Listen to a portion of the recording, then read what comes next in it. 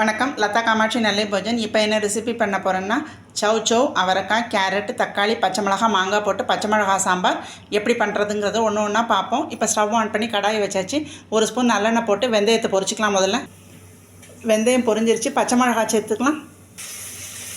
மாங்காயை தவிர எல்லா காயும் சேர்த்துக்கலாம்.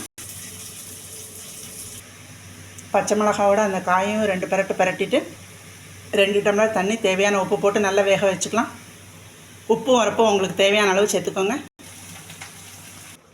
காய் நல்லா வெந்துடுத்து. இப்போ மாங்காய், புளிக்கரைசல், வெல்லம் சேர்த்துக்கலாம்.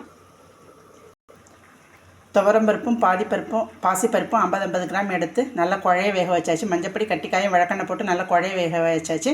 இப்போ இந்த காயை பருப்போடு சேர்த்துக்கலாம். நெய்யில் ஜீரகம் பொரித்து சேர்த்துக்கலாம். இப்போ நல்லெண்ணெயில் கடுகு, உளுத்தம்பருப்பு பொரித்து சேர்த்துக்கலாம். பச்சை மிளகா சாம்பார் ரெடி. இன்றைக்கி ரெசிபி பச்சை மிளகா சாம்பார், வாழைக்காய் பெப்பர் கிரேவி, வெண்டைக்காய் பச்சை மொச்சை போட்ட புளி மண்டி. நன்றி.